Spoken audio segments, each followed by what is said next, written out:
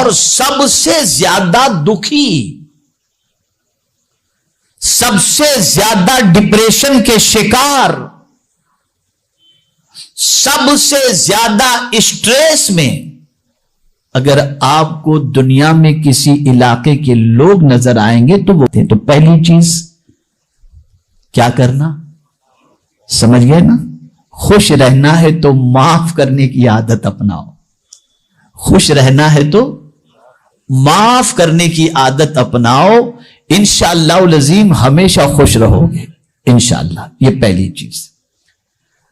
اب آئیے دوسری چیز کی طرف آتے ہیں،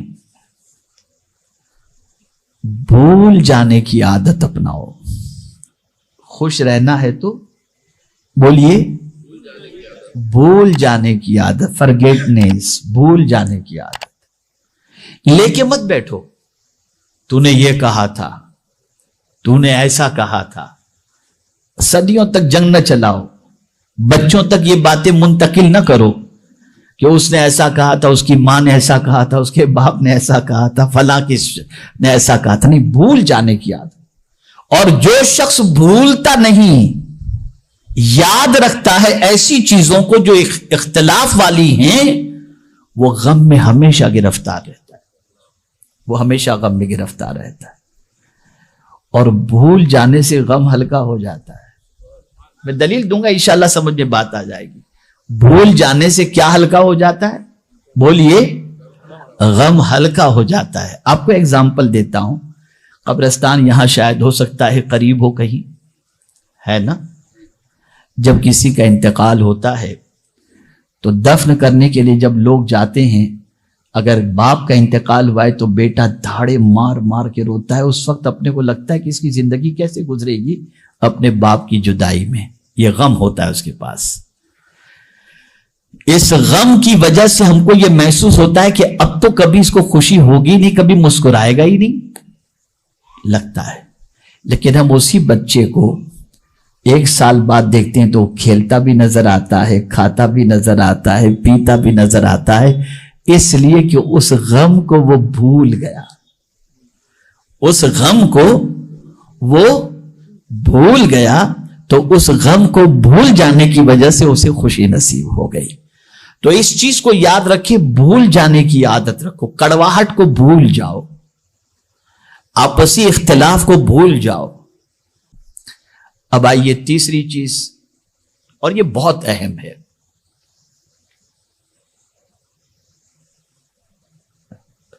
خوشی اللہ عز و جل نے بانٹنے میں رکھی ہے، جمع کرنے میں نہیں رکھی۔ خوشی اللہ عز و جل نے بانٹنے میں رکھی ہے، جمع کرنے میں نہیں رکھی۔ آپ شاید اس سے مال سمجھتے ہوں گے کہ مال بانٹنا، مال بھی ہے، مسکراہٹیں بھی ہیں، ٹائم بھی ہے، یہ ساری چیزیں بانٹو آپ، یہاں تک کہ کھانا بھی بانٹو، کپڑا بھی بانٹو، ٹائم بھی بانٹو۔ اللہ عز و جل نے اس میں خوشی رکھی ہے۔ میں آپ کو بتاؤں، اللہ والوں کے حوالے سے رسول اعظم صلی اللہ علیہ وسلم نے فرمایا، ولی کون؟ تو میرے آقا صلی اللہ علیہ وسلم ارشاد فرماتے ہیں، جن کے چہرے کو دیکھو تو خدا یاد آ جائے۔ ولی کے چہرے کے اندر اتنی کشش ہوتی ہے کہ ان کے چہرے کو دیکھ کر کے خدا یاد آ جائے۔ ان کے چہرے میں کبھی اداسی نہیں ہوتی، مایوسی نہیں ہوتی، ان کا چہرہ چمکتا ہوا ہوتا ہے۔ جانتے ہیں کیوں؟ اور ایک اور بات ہوتی ہے، ولی کو کسی کا ڈر نہیں ہوتا، ولی کو کسی کا ڈر نہیں۔ میں نے قرآن کی آیتوں میں تلاش کیا کہ یا اللہ، یہ تو ولی کی صفت بتائی گئی، لا خوف علیہم ولا ہم یحزنون، لیکن یہ کرتے کیا تھے جس کی وجہ سے ان کے دل میں خوف نہیں ہوتا تھا اور کوئی غم نہیں ہوتا تھا؟ کرتے کیا تھے؟ تو ایک نہیں بلکہ آیتوں کا انبار مجھے نظر آیا۔ آئیے سنیے، 2 آیتیں میں آپ کو بتاؤں۔ اللہ کے ولی اس لیے خوش نظر آتے تھے اور ان کو کسی چیز کا، یعنی پاسٹ کا کوئی غم نہیں، فیوچر کا کوئی ٹینشن نہیں۔ وجہ کیا تھی؟ تو اس کو قرآن نے مینشن کیا، الذین ينفقون اموالهم باللیل والنہار سرا وعلانیہ فلہم اجرہم عند ربہم ولا خوف علیہم ولا هم یحزنون. وہ دن میں رات میں دکھا کر چھپا کر اللہ کی راہ میں اپنا مال بانٹتے رہتے ہیں. یہ بانٹنے والے، یہ بانٹنے کی وجہ سے اللہ ان کے دل سے خوف کو نکال دیتا ہے اور پاسٹ کے غم سے اللہ عز و جل انہیں نجات عطا فرماتا ہے. اور پھر یہ نہیں کہ دھندا اچھا ہو تو بانٹیں اور مندے میں نہ بانٹے. نہیں، اللہ والوں کی شان قرآن بیان کرتا ہے الذین ينفقون اموالهم الذین ينفقون فی السراء والضراء، کہ وہ اپنا مال خرچ کرتے ہیں خوشی میں بھی اور غم میں بھی. یعنی خوش ہوتے ہیں تب بھی خرچ کرتے ہیں اور غم میں ہوتے ہیں تب بھی خرچ کرتے ہیں. اس لیے ان کے چہرے پر بہت بشاشت ہوتی ہے اور وہ ہمیشہ خوش نظر آتے ہیں. اللہ ان کو غم سے بے نیاز کر دیتا ہے اس لیے کہ وہ بانٹنے والے ہوتے ہیں. اب سائیکولوجیکل پوائنٹ آف ویو سے میں آپ کو بتاؤں، ریسرچ یہ بتاتی ہے کہ سخی کبھی اداس نظر نہیں آئے گا اور بخیل ہمیشہ اداس نظر آئے گا. آپ سخی کو دیکھیں گے وہ مسکراتا ہوا دکھائی دے گا آپ کو، لیکن بخیل کو ہمیشہ آپ دیکھیں گے منہ لٹکایا ہوا، حل من مزید، حل من، اور آئیے، اور چاہیے، اور چاہیے، اور چاہیے. سخی کو اللہ عز و جل خوشیاں عطا فرماتا ہے. بلکہ آقا کریم صلی اللہ علیہ وسلم نے ارشاد فرمایا السخی حبیب اللہ ولو کان فاسق. سخی اللہ کو محبوب ہے اگرچہ وہ گنہگار ہی کیوں نہ ہو، اگرچہ گنہگار ہی کیوں نہ ہو. اللہ نے سرکار صلی اللہ علیہ وسلم نے فرمایا سخی اللہ کا حبیب ہے، اللہ کا محبوب ہے. تو اگر آپ خوشی چاہتے ہیں تو بانٹنے میں اللہ نے خوشی رکھی ہے، بانٹتے جاؤ. تو یہ تیسری چیز تھی خوشی حاصل کرنے کے سلسلے میں. اب آئیے چوتھی چیز کی طرف بڑھتے ہیں. چوتھی چیز ہے لرن، سیکھنا. ہمیشہ کچھ نہ کچھ سیکھنے کی عادت رکھیں. یہ بہت اہم چیز ہے. کچھ نہ کچھ سیکھنے کی عادت رکھیں. اچھی چیز جب آپ سیکھتے جائیں گے آپ کو خوشی ملتی چلی جائے گی. جیسے جیسے سیکھتے جائیں گے آپ کے اندر خوشی آتی چلی جائے گی. تو یاد رکھیں سیکھنے سے خوشی حاصل ہوتی ہے، سیکھنے سے قلب کے اندر فرحت محسوس ہوتی ہے. میرے پیارے آقا صلی اللہ تعالی علیہ وسلم کے پیارے دیوانوں، یہی وجہ ہے کہ صحابہ کرام علیہم الرضوان اور اولیاء کاملین علیہم الرضوان پوری زندگی سیکھنے کے اندر انہوں نے گزار دی، اور ان کی زندگی میں آپ دیکھیں گے تو ان کے چہرے سے خوشیاں نمایاں طور پر نظر آتی تھی. اب وہ بہت سیکھے ہوئے تھے پھر بھی سیکھ رہے تھے، اور ہم ان پڑھ ہیں پھر بھی نہیں سیکھ رہے، قرآن پڑھنا نہیں آتا. اور میں پورے چیلنج کے ساتھ کہتا ہوں جس دن صحیح طور پر آپ کو قرآن پڑھنا آ گیا اور قرآن آپ نے سیکھ لیا، آپ محسوس کریں گے کہ آپ کی زندگی خوشیوں سے کتنی بھر جائے گی. اسی طریقے سے کوئی بھی علم آپ نے سیکھ لیا، حاصل کر لیا، آپ کی زندگی خوشیوں سے بھر جائے گی. اس کو میں ایک مثال کے ذریعے سمجھاتا ہوں تاکہ اچھی طریقے سے آپ سمجھ سکیں. ایک بچہ سال بھر محنت کرتا ہے، سال بھر محنت کرتا ہے، کس لیے؟ ڈگری پالے، محنت و مشقت کیا. اس کی محنت کا نتیجہ جب سال بھر کے بعد پاس کی شکل میں یا پرسنٹیج کی شکل میں آتا ہے تو آپ دیکھیں نا وہ تنہا خوش نہیں ہوتا، اس کے ماں باپ خوش ہوتے ہیں، گھر والے خوش ہوتے ہیں، بھائی بہن خوش ہوتے ہیں، استاد خوش ہوتے ہیں، دوست خوش ہوتے ہیں. ایک بچے نے سیکھ کر یہ مقام حاصل کیا، نہ جانے کتنوں کو خوشیوں سے مالا مال کر دیا. تو سیکھنے سے خوشی حاصل ہوتی ہے، تو سیکھا کرو روزانہ۔ اسی لیے آقا کریم صلی اللہ علیہ وسلم نے ارشاد فرمایا، رات کو سونے سے پہلے اچھی بات سیکھ کر کے سونا، یہ پوری رات عبادت کرنے سے بہتر ہے۔ پوری رات عبادت سیکھنے کی عادت رکھو۔ میرے پیارے آقا صلی اللہ تعالی علیہ وسلم کے پیارے دیوانوں، اب آئیے پانچویں بات کی طرف آتے ہیں، اور پانچویں بات ہے خوشی کے لیے رشتہ نبھانا۔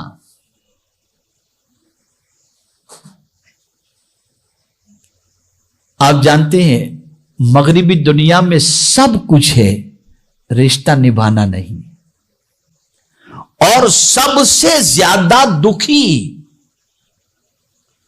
سب سے زیادہ ڈپریشن کے شکار، سب سے زیادہ اسٹریس میں اگر آپ کو دنیا میں کسی علاقے کے لوگ نظر آئیں گے تو وہ مغربی دنیا کے لوگ نظر آئیں گے، اس لیے کہ ان کے یہاں رشتے کا کوئی کانسیپٹ ہے ہی نہیں۔ مادر پدر آزاد، اپنی زندگی اپنے حساب سے جیو۔ باپ کو بھی اگر اپنے بیٹے کے گھر جانا ہے تو اسے فون کر کے ایک ہفتے پہلے کہنا پڑے گا کہ بیٹا میں آئندہ ہفتے تمہارے یہاں آ سکتا ہوں، تم ہو نا۔ یہ پوزیشن ہے ہی نہیں۔ میرے پیارے آقا صلی اللہ تعالی علیہ وسلم کے پیارے دیوانوں، ایک انسان کیا چاہتا ہے؟ توجہ چاہوں گا، حدیث کی طرف آ رہا ہوں، توجہ چاہوں گا۔ ایک انسان کیا چاہتا ہے؟ مال میں برکت ہو اور عمر میں برکت ہو، یہی تو چاہتا ہے نا؟ بتائیے، کوئی غریب رہنا چاہتا ہے؟ ارے کوئی جلدی مرنا چاہتا ہے؟ یہ دونوں کام تو کوئی نہیں چاہتا، نہ غریب ہونا چاہتا ہے نہ مرنا چاہتا ہے۔ قربان میرے آقا کی عظمت پر، قربان میرے آقا کی عظمت پر۔ رسول اعظم صلی اللہ علیہ وسلم ارشاد فرماتے ہیں، جو شخص یہ چاہتا ہے کہ اس کے مال اور عمر میں برکت ہو، اسے چاہیے کہ وہ صلہ رحمی کرے، رشتہ داروں سے اچھا سلوک کرے، اللہ تعالیٰ مال میں بھی برکت دے گا اور عمر میں بھی برکت عطا فرمائے گا۔ یہ ہے رشتہ۔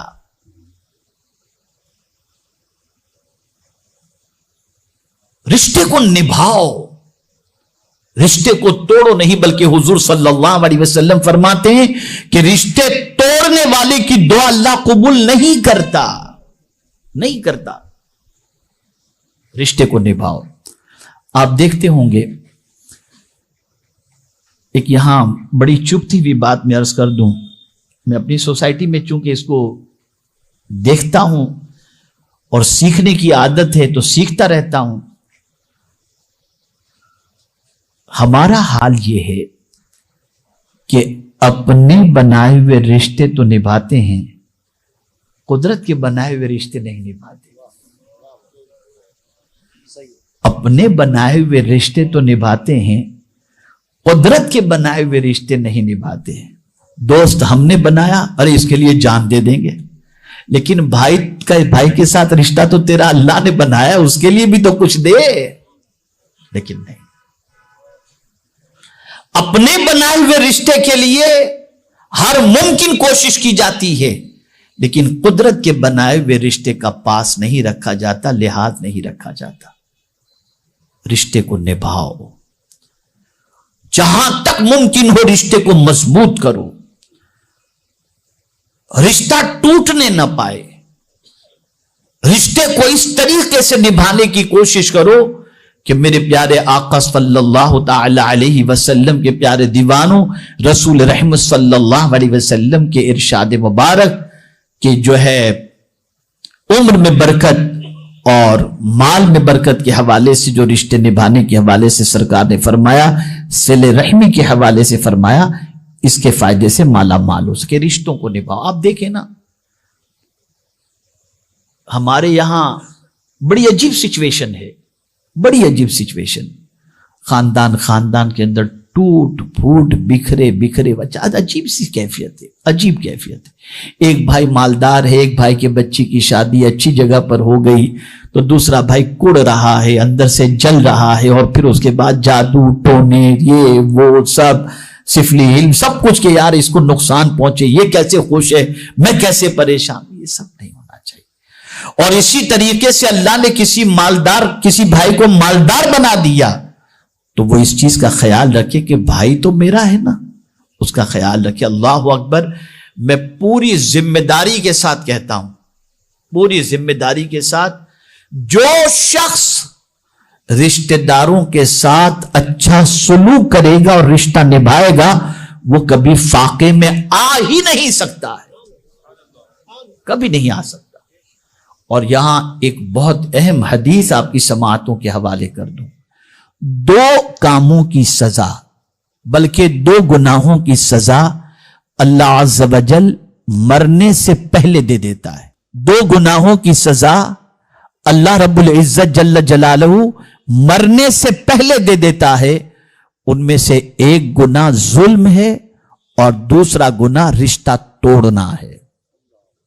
اس کی سزا اللہ دنیا ہی میں دے دیتا ہے۔ اب آئیے چھٹی چیز کی طرف آتے ہیں۔ چھٹی چیز ہے اللہ کی یاد۔ یہ دل کو خوش کر دیتی ہے، یہ دل کو خوش۔ اب میں آپ کو دوسرے اینگل سے سمجھاؤں گا، میں دوسرے اینگل سے سمجھاؤں گا تو بات سمجھ میں آئے گی۔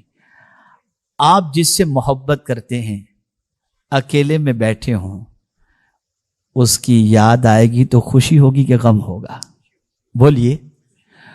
اور محبت جس سے آپ کرتے ہیں وہ طاقت والا بھی، قوت والا بھی، احسان کرنے والا بھی، زندگی دینے والا بھی، عزت دینے والا بھی، مال دینے والا بھی، اولاد دینے والا بھی، حفاظت کرنے والا بھی، جب اس طریقے کا تصور ہم اپنے رب کے بارے میں دماغ کے اندر رکھ کر اس کو یاد کریں گے تو غم ہوگا کہ خوشی ہوگی؟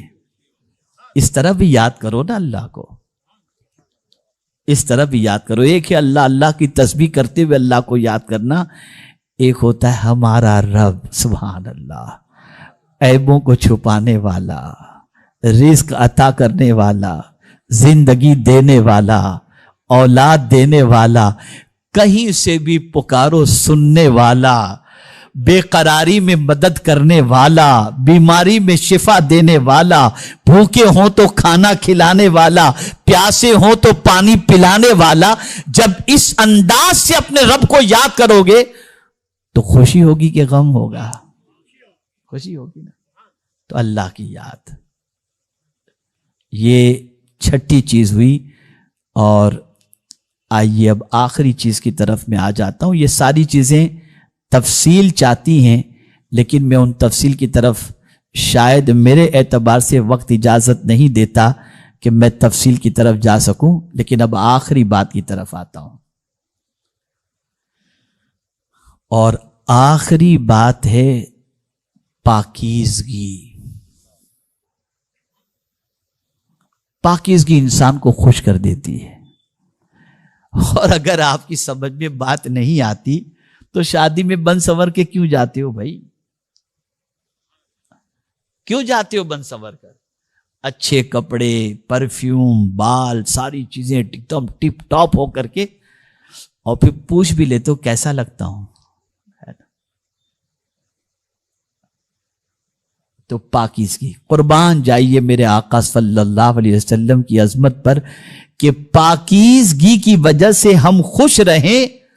ہمارے اوپر 5 وقت کی نماز فرض، اور 5 وقت کی نماز فرض کے ساتھ ساتھ شرائط نماز میں یہ چیز داخل کر دی، بدن کا پاک ہونا، کپڑے کا پاک ہونا، نماز کی جگہ کا پاک ہونا، تاکہ بندے تم خوش ہی خوش رہو۔ پاک رہو گے تو خوش رہو گے، اور پھر جب تم پاک رہو گے تو تمہاری شان معمولی نہیں۔ ان اللہ یحب التوابین و یحب المتطہرین، کہ بے شک اللہ توبہ کرنے والے اور پاک رہنے والوں سے محبت فرماتا ہے۔ اس لیے پاکیزگی سے بھی خوشی ہوتی ہے۔